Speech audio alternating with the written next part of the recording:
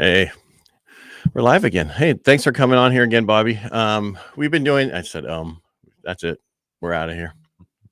Basically, the reason we do these is just get information out. We normally have been talking about different loan programs and loan things. And when this thing came up the other day where an article, and this first I'm going to show you what we're going to talk about. Because a lot of people are saying I'm going to wait to buy my home until next year or the year after, or until the bubble happens. And we've been hearing this a lot. Haven't you been hearing this a lot? Probably about 50% of the people I talk to, I hear that they say, well, what do you think this market's going to do? We think it's going to crash. And I Yeah. kind of go through all the reasons why all the signs are pointing to it's not going to. Right. So before we get into so what this is going to tell us is we're going to get into this part of it. We're going to talk about buy now, wait another year. You can ask yourself two questions. Where will home prices be in a year from now? Where will mortgage rates be in a year from now? And we'll shed some lights on both those questions in this whole presentation. But before I get there, I kind of want to show an article that started this whole thing for us. So Barron's put out an article originally on December 3rd, and it said to buy these housing stocks because the housing boom could last for a decade more, not just like a decade total, but going forward. And then they updated it on the 6th of December again, and they're talking about how there's just we don't have enough homes built. And the most important thing I saw, they were, the whole birth rates thing that I keep bringing up about, 2002 to 2006, how, people coming of age of 31 years old during that period of time, you go back 31 years, there was Roe versus Wade that came in and dropped the birth rates drastically for that 10-year period. Now, and so we overbuilt homes. We had programs that allowed it to happen because they could buy 2 and 3 houses. You fast forward to today, we have complete opposite. We have actual birth rates increasing for the next 10 years. And then you also see that we have not built enough homes. And what was nice about this article is it had this little chart right here, right? Let me get it a little bit bigger.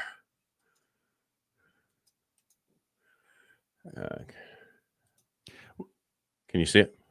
Yeah. No, the whole birth rate thing. I know we've talked about a few times. It's still it's just surprising to see how it plays out. Where they legalize abortion and all of a sudden birth rates drop off and it affects the housing market. Right. 31 years later. And the reason I say 31 years is that's the average age that people come of age to buy their home. People do it earlier. Some people do it later. That's the average. But what I want to talk about here is the top of the market of 2005, our housing starts and actually completions of new homes was at 1.72 million homes. Huge, right? And prior to that, 1.6, 1.5. We come down to today where we have a shortage. This is 2020, 99 million. I'm not 99 million, 0.99 million. Then in 2021, estimate the max we're going to do is 1.11 million. And then 2022, they're thinking we're going to do 1.2 million. All right. And this article states the industry would need to sustain a 2 million starts pace for a decade to bring the industry out of its current underbuilt situation. You follow me here? Oh, yeah. Yeah, because they're estimating 1.2 and we need to have 2 every year. We need 2 million for 10 years to get out of this situation. Yeah. And they're only at 1.2 million next year. So what does that mean? We're going to see an increase of house prices. We're going to still see the same issue we're having. And that's the problem. But the most important, so let's get out of this. We'll go back to the charts. All right. So the biggest question is where will home prices be in a year from now, right? So, and where are mortgage rates, that kind of stuff, because it's important to know these things.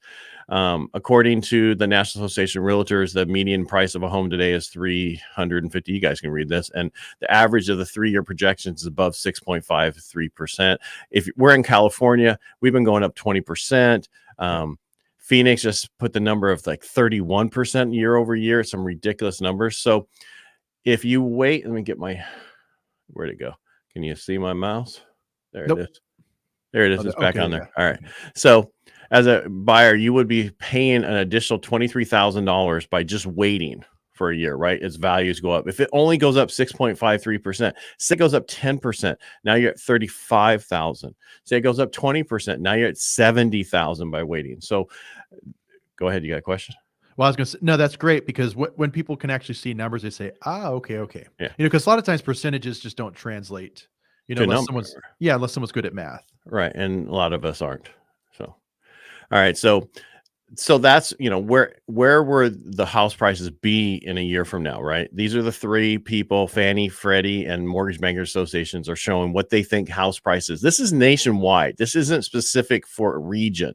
Right. Every region's different. As I stated, San Diego was up 20 some percent. We're up 20 some percent. Actually, we'll just say 20%. Phoenix is up 31%. These are numbers that are out there that you can search and find. So if we just go up 7%, then again, for every 100,000, that's $7,000 for every 100,000 of a house. Right. So that's 14,000 on a $200,000 house. Well, people aren't buying a $200,000 house. They're buying a $400,000 house. Yeah. So that's 28,000. So those are the numbers that you look at. So with that, people go, so that's just a little bit more. What's the big deal? Well, now if we add in where will mortgage rates be, right? Well, I'll put all this together at the end and we can talk more about it. Today, Freddie Mac estimates. And so I'm not quoting rates right here. We're just going off of what the index is for Freddie Mac, Fannie Mae, and the Mortgage Bankers Association states. All right. What they think it is. All right. Because it can be, my mouse over on the wrong, there it is. All right. So if you look at right now, they think the average mortgage rate is 2.8%. Okay. On average, it's just crazy low. And that's I've seen that for FHA's a little bit lower. I've seen that for conventional there to a little bit higher, depending on your FICO score, how much you're putting down, those kind of things. Right. So if you look at where we are now, and then you look at what Fannie Mae thinks it's going to be, and they're talking about fourth quarter. So where we are now in a year from now. Okay. So that means they're thinking that rates are going to go up by a little over 0.5%, almost 6/8% here. Fannie Mae. Freddie Mac thinks it's going to go even higher than that. They think it's going to go up 1%, right? That's a 1% move. Yeah. Mortgage Banker Association thinks it's going to go up to 4%. So that's 1 1/8 move in interest rates. So if you average what people think, you're looking at 3.73% in an interest rate is what they're thinking it's going to go to next year at this time. So, and you're all right. You following, tracking? Oh yeah. No, it's quite a bit. And when I bought my house in my recent house in 2010, we bought it at 4%, so, but for like the last 3 years, we've seen rates so low. Right. It's just incredible, but they're going to obviously start creeping back up. Well, they have actually started creeping back up, but not majorly yet. Right. I feel there was a built-in premium in the rates last year that we couldn't get the lowest rates out there because there was a protection part built into the rates through Fannie and Freddie and all those just to protect them in case people were going into default. All right. So if you look at both variables increase, right? So now your house price is higher. Now your interest rate's going to be higher. Well, right now they're saying, all right, if you have a 2.8% with a 10% down payment, I didn't come with these numbers. I stole this chart. According to mortgagecalculator.net, that your mortgage payment would be $1,309. That's just principal and interest. All right. So let's remember that. So all right, that's currently where it is right now. All right. So the same home a year from now would cost $377,000. Don't worry, I have a chart at the end. And the mortgage rate would be 3.73. So that means that your payment would be $1,568. What does that mean? Get ready. All right, here we go. If you look at the chart, so quarter now, your payment's $1,309. Next year, same time, $1,568. So you're going to pay almost $260 more for that house in a year from now than you are right now. And obviously, more likely, most people's incomes aren't going to increase at that rate too, right? Like most people aren't going to get a $1 or $2 an hour raise. I know for every $1 raise, it equals out to about $200 extra a month. So that's what you would have to get to kind of just cover the difference. Right. And this is just saying that just as regular appreciation, rates going up. And that's why I was looking at somebody, and there was an article someone else put out, and they're like, did you know the payment today on a $700,000 house today rate is the same as was 3 years ago all right, let me try this one more time. Today's interest rate on a $700,000 house, that payment is the same payment as a $500,000 house at the higher interest rate 2 years ago. So you can buy so much more house today with the lower rates. And that's what people don't understand. So let's go. What else do I have here? So we go, it's $259. You have to also look at, the equity you would have built up owning that home over that year. If you didn't buy it, you don't have that equity. So it's the rest of these we don't need to look at. Well, and speaking of equity, just some of my buyers that bought last year, they already have, 20, up to 20% in equity from just the purchase price last year, and people don't think about the equity, how quickly they can build that up. Right. But I mean, the biggest thing here is look now, because we're not seeing this bubble. If we go back to that Barron's article that says we have to build 2 million homes a year for the next 10 years to get caught up, and they're only estimating 1.2 million next year, that's means we're going to be doing this past that decade they're talking about. They're talking about a decade once we get to 2 million homes a year. Now, I wonder what some of the variables are as far as production of homes, right? So are they saying based on like the workforce we have right now? I mean, I wonder if there's some innovations that could expedite the home building process to get it to that 2 million. I think one of the biggest issues that we're having right now is the supply chain problems. We have, and then we're going to have inflation.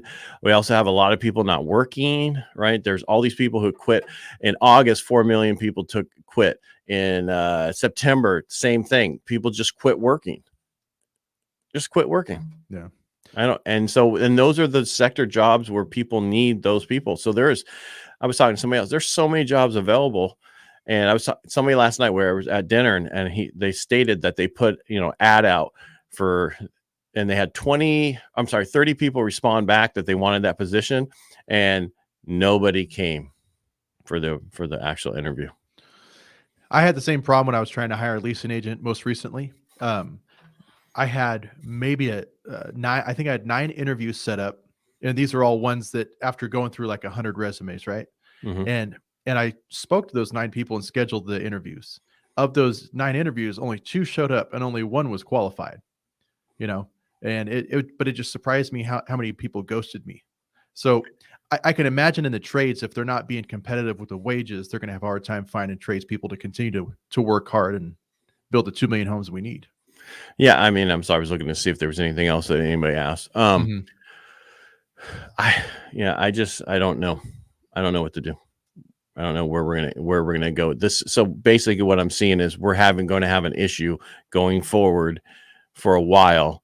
We're not going to see a bust, of the economy. And I'm not saying the economy, but of the housing market. In order for that to happen, we have to have more supply than demand. We're not even at a month supply right now, so we'd have to go completely opposite to a buyer's market. So I don't see that happening anytime soon until we have enough inventory. And a good way for people who might have been involved in the market back then, think about with the buyer's market. Remember when we had all the foreclosures and you saw all the, five houses on one block would have been foreclosed and vacant. That was definitely a buyer's market. Right. We're not in that situation now. Well, that was a financial crisis. It goes back to we overbuilt homes from 2002 to 2006 because of all these people coming of age that weren't coming of age. And then we had these programs where we allowed people to buy 2 and 3 homes without showing much income. If you want to follow what I'm talking about, just watch the movie The Big Short, and they go through that and explain that, and that's the biggest problem. If you look now, we're at an expansion, people coming of age, millennials coming to actually buy houses right now. It's just getting, when I say worse, I don't mean that it's bad. It's just the demand is going to be greater than the supply. And then there's companies right now and people who are build to rent housing tracts. The whole track, that normally the housing tracts get sold, they building the whole tract to rent. and they're not, and so they're taking builders out from being able to build new homes for people to buy, to build these build to rent places.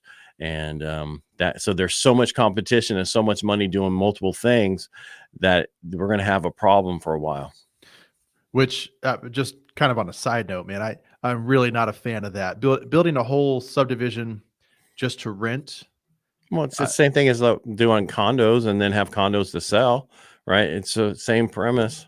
Yeah, it's just, in a condo you can only get so many people in a house and so many vehicles, right? But with the single family house, I don't know, I could just see that that everybody's renting. Everybody's renting. So everybody be in the same boat. Yeah. Yeah, I could just. We see don't it like going it down because to you real can't quick. sell it. I know why you don't like it, because you can't help somebody buy that house. But you have to remember, there's two sides of this coin. I want to get everybody into buying homes and to build personal wealth instead of for the landlord. But there's a lot of people who can't buy. So to be able to have your family in a single family house instead of an apartment or something like that, I can see how will be beneficial to your kids and everything else. But we still want to get you to where you can purchase for yourself and build that equity for yourself and not build it for your landlord. And that's what's so important. And you need to do it now, because if you wait for 5 years, you're not going to be able to. There's so many people coming that, I've had people who should have bought 10 years ago or 20 years ago, and they didn't, because they were renting, and now they want to, and they can't because they're on a fixed income. Yeah. Right. Well, and I've also seen that we're kind of at a tipping point to where, landlords are taking advantage of this market, and they just continue to just keep squeezing those rates up and up and up. Right. So, well, but they have to now, right? Because with the new law, every time they change the tenant, they're going to hit you for a 50, or the lease, they're going to hit you for a $50 increase, because they have to, in order to keep that rent going up and stay up with inflation, especially now with inflation and everything else. So don't think you're going to get into a place and your rent's going to stay like that forever. It's every time that lease is coming due, every time you're going to get a $50 increase, you're going to go forward. So with that being said, I'm going to show keep going. I'm going to show the chart one last time about the cost of waiting. All right. But keep talking. That's why I've always told people, that rent caps and things like that sound nice for the tenant actually hurt them, because, like you said, it's forcing the hand of the landlord to make sure they get that 5% increase every time. That is correct. So this is all right. So just we had some other people join us. Just if the waiting of just increase in just a little bit in the purchase price, right? We're talking here, which is about 7%. And then the interest rate in a year from now, the difference in both of those is $259 a month. So that means you might not be able to afford the 3. You might have to go down to a 3, a house that you don't want in order to buy, or for some people, you won't be able to afford. If you're close on FHA guidelines, you're not going to be able to afford to buy. So you have to do now. Go get help. I don't want to sound like that old commercial. If we want to help you, but if you don't want to get help here, that's fine. But please go get help. Please get into the process of getting ready to buy a house, because it's very important that you get there now, because it's going to get to a point where it's going to make it really difficult. And if you can help your kids now, help them buy the house now. One thing that people don't realize, if your child's going to school or whatever, you can help them with an FHA loan, buy a house. They don't have to have an income. You can use your income to help as a non-occupying co-borrower to help buy that house for them. And then that way they can have other people come in and rent it and pay for room and board like they would at school anyway. And then when you're done with that, you could sell it or keep it as a rental, and down the road, there's just so many things you can do. You should be buying real estate all the time. Is that something you see a lot in Turlock around the university? No, I know some people, when their kids go away, because if they live here, they have mom and dad most of the time. So, right. I mean, because it makes sense until they get to a point where they don't want to live with mom and dad. But yeah, it makes total sense to, if they're going to go away somewhere else, buy there and then keep it. And then if you're thinking about retiring somewhere else, buy that house now. Don't wait till 10 years from now or 15 years from now when you're going to retire, because they're going to pay 10 and 15 years prices higher. Get it now as a second home, Airbnb it, and then you just, when you don't want to live there, or don't Airbnb it, but buy it now, because you're going to get it so much cheaper. And I'm done. Yeah. I'm going to get off my soapbox. No, it's still a great time to buy. Just an example for whoever's watching this video. Last night I showed a 3-bed 2-bath house. It was about 1,600 square feet. It wasn't move-in ready. I mean, carpets had It was some pretty rough. bad stain. Is what It you're was saying? rough. It needed some paint, needed some work, had like $5,000 in pest work needed to be done. And it was still, appraised at 420. So it's not going to get any better. Yeah. Yeah. I mean, if you're in that 400 to 425 range, you're going to start running out of neighborhoods that you can buy in, or you're going to have to go for an older home, like a 2-bedroom, 1-bath, and look at adding on to it later on down the road. Yeah, because the FHA for Stanislaus County went to 420 something. So that means now you're at 423 to 425 as a purchase price. Well, that means everybody's running there now. Yeah. Right. Yep. Be the first one there. Buy now. The best time to buy it is in December. There's 10 best days of the year to buy, and 7 of them are in December. And I think we only went past 1 right now. So buy them. If you want to know what those dates are, reach out to me and I'll tell you. Yeah. Anytime around Christmas, if there's a house on the market, there's a lot less competition. Right. Well, of course, because people are focused on other things. Yeah. But those people that are selling their house, they have to sell it because they have a job transfer or something like that. Well, they want to sell it anyway. So, all right, sir. Thanks for being on today. I really appreciate it. And I hope everybody enjoyed the little nuggets we put out today. And if you like what we're doing, just follow us. And if you want us to cover something, please reach out and ask those questions. You can make it a comment. You can just, message us through Facebook or, whatever. Just get to us. Let us know what you want to do. Yeah. Anything you want to talk about. Yep. Thanks, Bob. Thanks so much. Good day.